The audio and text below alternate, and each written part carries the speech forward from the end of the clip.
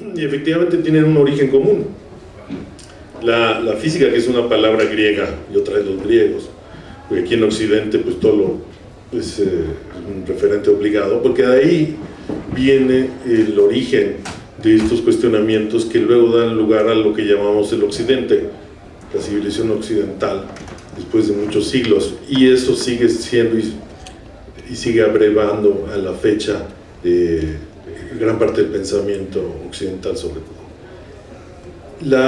Hubo una época en que no había físicos, había filósofos y había matemáticos, y los físicos empezaron justamente con Aristóteles, que escribe ese primer libro que así le llama Física, que en griego quiere decir naturaleza. Luego escribe otro libro que lo pone después junto al otro y le llama Metafísica, porque está después de Física. Pero la palabra física es esa primera descripción de la naturaleza que empieza a sintetizar Aristóteles, así como Euclides sintetiza gran parte del pensamiento matemático de la época y que se sigue enseñando a la fecha y es la base de muchas cosas. Ahora, la física de Aristóteles es el trabajo fundacional en la civilización. Está básicamente equivocada en muchos de los detalles, en muchas de las ideas y las consecuencias. Sin embargo, lo que es rescatable es ese primer cuestionamiento que se hace para entender el mundo, porque hay una hipótesis ahí que no es obvia, y es que los humanos tenemos, con nuestro cerebro limitado, la capacidad de entender el mundo externo, el mundo natural, y a lo mejor ni siquiera se piensa, pero tienes que suponer primero eso, que podemos entender el mundo. Y eso no es nada obvio, y eso asombra a muchos físicos después de Aristóteles, al propio Einstein ya en el siglo XX, es decir, lo más enigmático del mundo, decía Einstein, es que podemos entender el mundo, que podemos entender el mundo con nuestra mente, con nuestra razón, con nuestro cerebro, ayudado de aparatos, ayudado de método experimental, pero al final es esa razón de la que se asombra el propio Einstein, y por buenas razones, porque no es nada obvio cuando vamos descifrando el universo y algunos de sus secretos, que podemos ir avanzando en forma tan exitosa y progresiva, que eso es lo que ha ocurrido, y parece que sí es posible.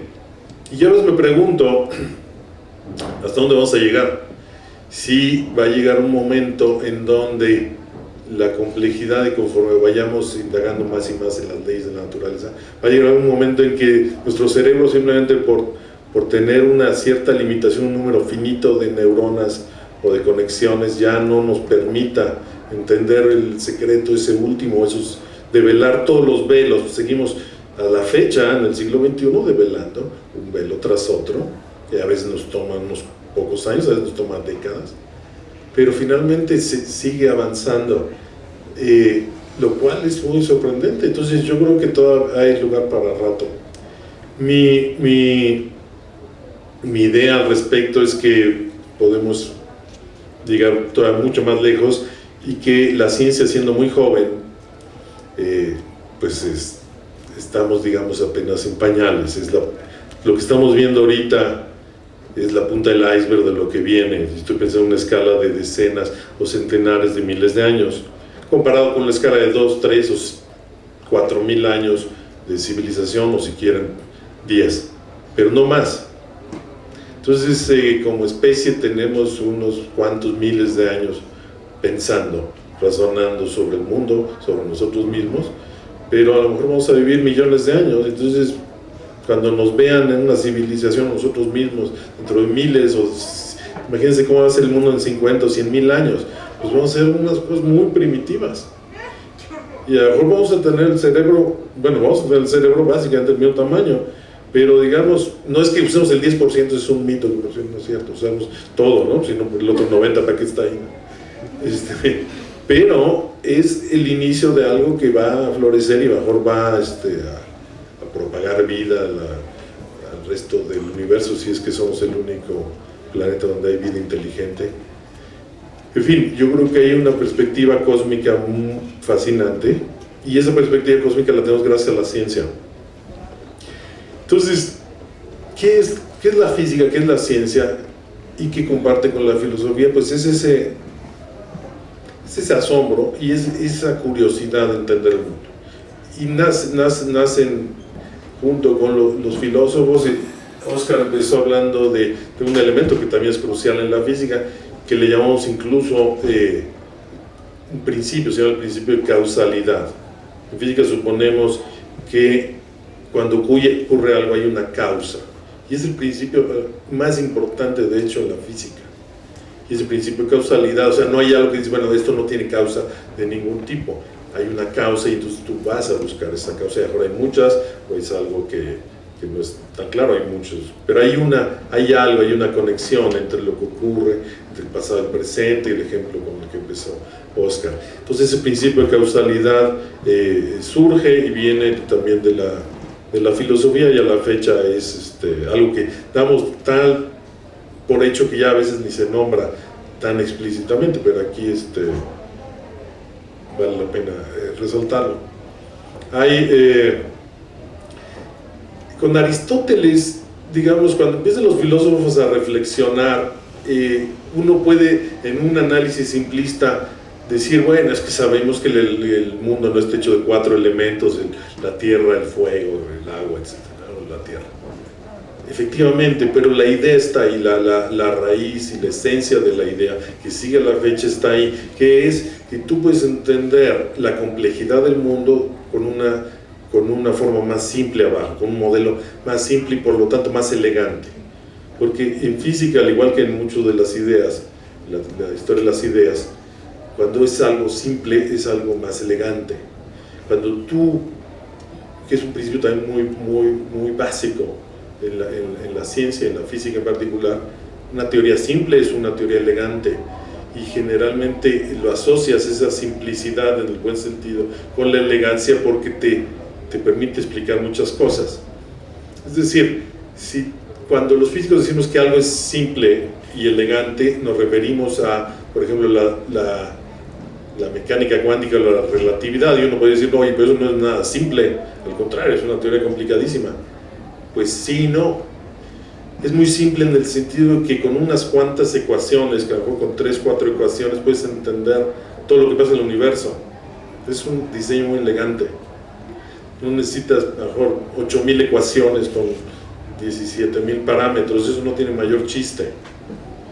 Sino cuando tú logras captar, por ejemplo, cómo se mueve todo el universo con una ecuación, por ejemplo, que se llama la segunda ley de Newton, dices, algo estamos haciendo bien, estamos entendiendo la esencia del universo, y a eso le asociamos un nombre y le ponemos el nombre de ley, por ejemplo.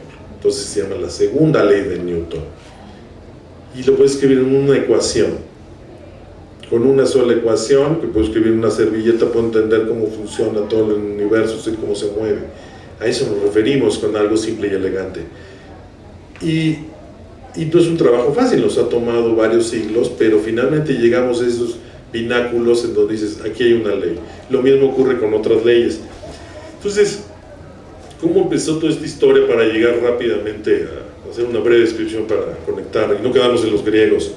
Entonces empieza esa inquietud. Aristóteles, antes de dejar a Aristóteles, déjenme decirle algo que creo que es muy importante para la ciencia, para la física. Aristóteles tenía un maestro que era Platón, que a su vez tenía un maestro que es Sócrates, que presumiblemente es el del póster que le está, ¿no?, con su túnica, pero bueno. Platón tenía una visión dual del mundo, había una dualidad. Él pensaba que había el mundo físico, el mundo material, y había un mundo espiritual, el mundo de las ideas.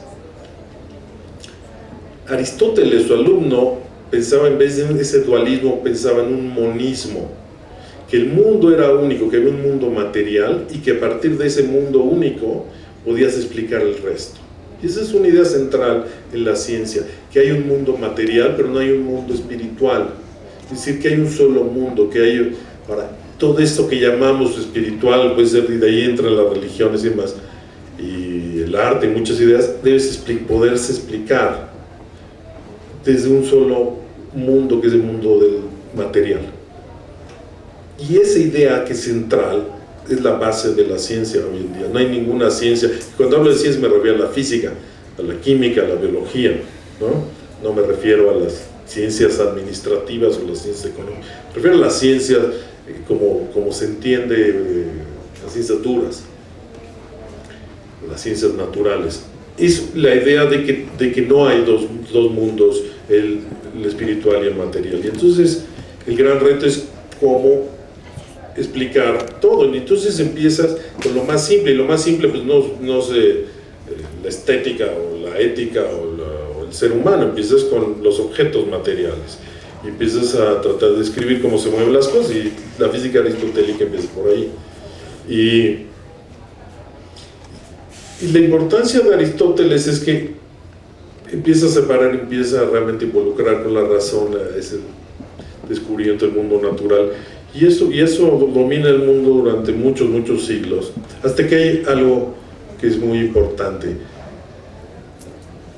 En filosofía empieza a haber un cuestionamiento de la razón, pero al mismo tiempo empieza a haber un elemento de autoridad. Entonces ya en la Edad Media o mucho después de Aristóteles dice, bueno, pues esto ocurre porque lo dice Aristóteles o lo dice tal filósofo.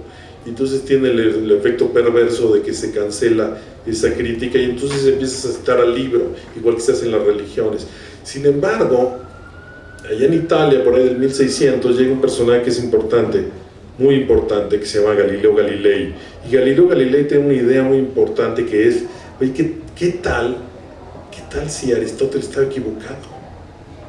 Vamos a hacer, ¿por qué no, para entender la naturaleza, en vez de preguntarle a Aristóteles o Platón o la Biblia o algún otro libro, ¿por qué no le preguntamos a la propia naturaleza? Entonces tiene una idea general que nadie había realmente desarrollado a fondo, que es, vamos a hacer un método o una cuestión sistemática para preguntarle a la naturaleza, ella qué opina ella. Entonces empieza a hacer lo que ahora llamamos un experimento, y entonces empieza a experimentar. Y se da cuenta, cuando deja caer objetos, que Aristóteles pues, estaba equivocado en muchos de los detalles que él manejaba. Y entonces ese cambio profundo da un giro en la historia, y dice, ahora hay que hacerle caso, no a Galileo, él dice, no me haganle caso a los experimentos, y empieza lo que podríamos llamar la ciencia moderna, que nace con la filosofía y se separa de la filosofía, empieza la ciencia moderna, empieza la física. Entonces Galileo inicia y arranca el mundo moderno, y además eso te lleva a un encontronazo con la religión, porque casi le cuesta la vida, y a otros les costó la vida, y que se sigue con gente como Isaac Newton, que es probablemente el físico más importante que ha existido, que vivía él nace en 1642, el mismo año que muere Galileo, en otro escenario, en otro entorno más favorable a la ciencia, en donde no está este dominio de la religión católica, y entonces él puede trabajar con más tranquilidad, sin el miedo a que lo lleven a la hoguera. Entonces Newton desarrolla en una forma increíble, siendo un jovencito, pues esta concepción del mundo que tenemos todavía a la fecha, y escribe un gran libro que se llama Los Principia Mathematica. Y ahí la hipótesis atrás, que es muy exitosa, y que Oscar mencionó, es que las matemáticas nos sirven para entender el mundo, y a veces la matemática no es suficiente, y entonces lo que tenemos que hacer los físicos, como Newton, es crear una nueva matemática. Déjenme platicarles muy brevemente de Newton.